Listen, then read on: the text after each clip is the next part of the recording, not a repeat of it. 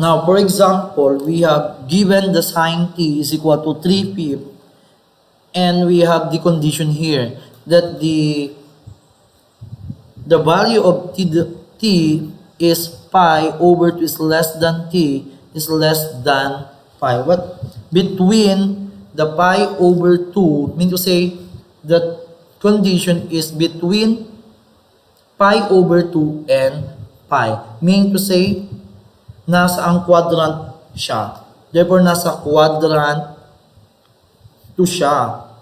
So, sinabi dito that the between pi over 2 and pi. Ibig sabihin, andito lang yung ating solution sa quadrant 2. Now, using the Pythagorean identities, we can now find the value of the cosine.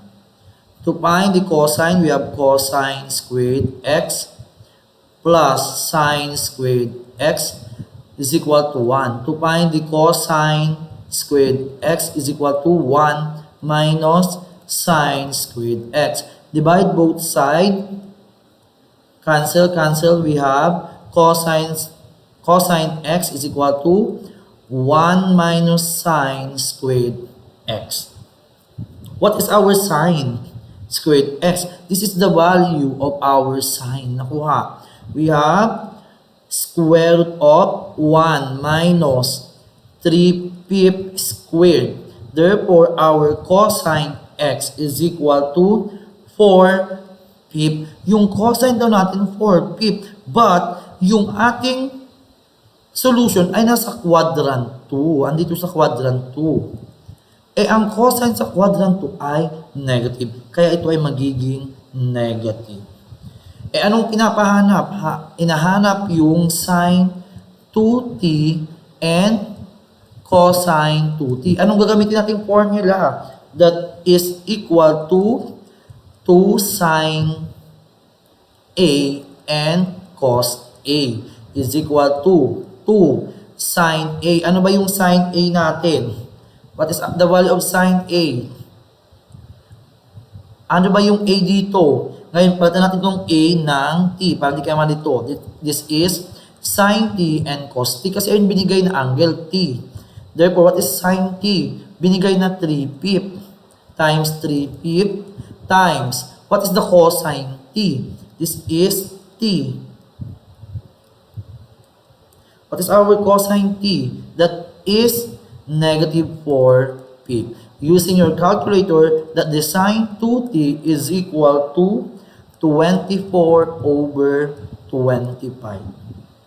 What about the cosine 2t? Cosine 2t. What is the equivalent of this angle? In double angle, that is equal to 1 minus 2 sine squared a. But since our angle is t, palitan na natin to ng t is equal to 1 minus 2. What is this value of sine? That is 3 pip squared kasi naka-squared yon. Therefore, using your calculator, the value of cosine 2t is equal to 7 over 25. Next one. Given the tangent t is equal to negative 1/3 and the secant t is greater than 0, find the tangent to x. Ano ba yung formula natin for tangent t?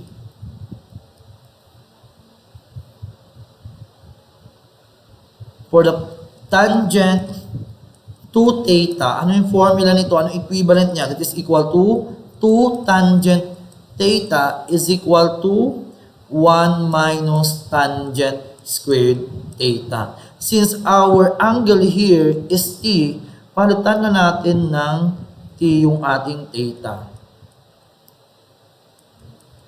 Nakuha. Then, substitute. This is t. 2, what is the value of t? That is negative 1/3. Negative 1/3 all over 1 minus, what is the value of t? Negative 1/3 squared. Therefore, using your calculator, the result is equal to negative 3/4. Check natin. We have 2 times negative 1/3 1 minus quantity minus 1/3 squared, that is equal to negative 3/4.